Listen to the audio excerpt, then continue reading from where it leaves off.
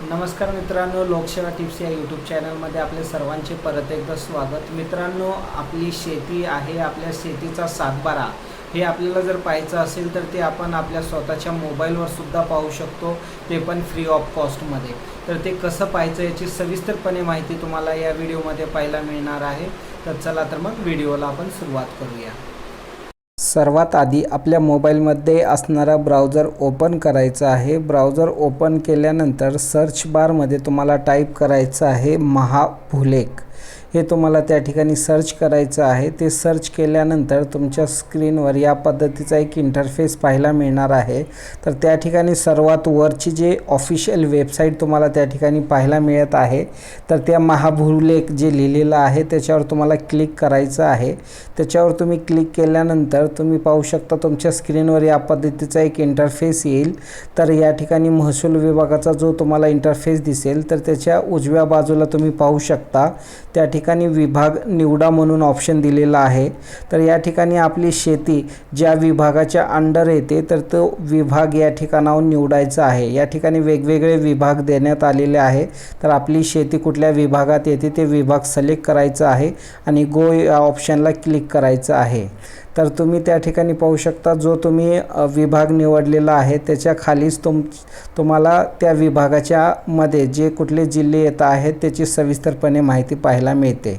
त्याच्यानंतर तुम्ही जे विभाग निवडल्यानंतर या पद्धतीचा इंटरफेस तुम्हाला पाहायला मिळेल। त्याच्यामध्ये तुम्हाला 3 ऑप्शन पाहायला मिळतील, 7, 12, 8 मालमत्ता पत्रक। तर 7, 12 पाहायचं आहे म्हणून 7, 12ला क्लिक करायचं आहे। त्याच्या खाली जिल्हा निवडायचा आहे। तर आपली शेती कुठल्या जिल्ह्यात आहे तर तो जिल्हा निवडायचा आहे। त्याच्यानंतर निवडलेल्या जिल्ह्यामध्ये जे तालुके आहेत त्याची लिस्ट पाहायला मिळेल।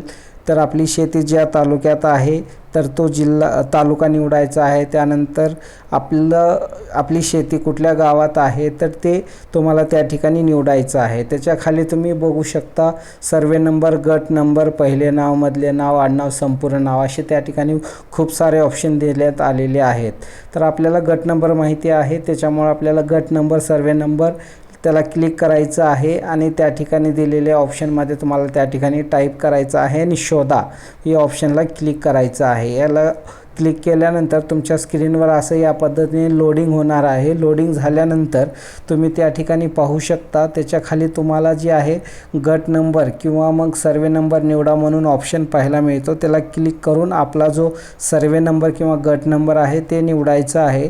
ते निवडल्यानंतर त्याच्या खाली तुम्हाला 10 अंकाचा मोबाईल नंबर निवडायचा आहे। तर 10 अंकी मोबाईल नंबर एंटर करायचा आहे, टाईप करायचा आहे। टाईप केल्यानंतर त्याच्या खाली तुम्हाला 7, 12 पहा असा तुम्हाला ऑप्शन पाहायला मिळत आहे। त्याला क्लिक करायचं आहे। त्याला क्लिक केल्यानंतर तुमच्या स्क्रीनवर या पद्धतीचा लोडिंग होत आहे असा तुम्हाला त्या ठिकाणी डिस्प्लेला पाहायला मिळेल। त्याच्यानंतर तुम्हाला जो एक कॅप्चा कोड एंटर करावा लागणार आहे। हा जो डाव्या बाजूला दिलेला कॅप्चा आहे तो उजव्या बाजूला दिलेल्या चौकटीत जशास तसं तुम्हाला त्या ठिकाणी एंटर करायचं आहे। ते जशास तसं एंटर केल्यानंतर व्हेरीफाय कॅप्चा टू व्ह्यू 7, 12 म्हणून ऑप्शन तुम्हाला पाहायला मिळतोय। त्या ऑप्शनला तुम्हाला त्या ठिकाणी क्लिक करायचं आहे। तुम्ही ते क्लिक केल्यानंतर तुमच्या समोर जे आहे तर तुम्ही निवडलेल्या गट नंबरचा, सर्वे नंबरचा 7, 12 हा तुम्हाला त्या ठिकाणी पाहायला मिळणार आहे। अशा पद्धतीने आपण घर बसल्या आपल्या शेतीचा 7, 12 आपण आपल्या मोबाईलवर पाहू शकतो। तर असेच नवनवीन व्हिडिओ पाहण्यासाठी आपल्या लोकसेवा टिप्स या यूट्यूब चॅनलला सबस्क्राईब करा, शेअर करा, लाईक करा। धन्यवाद।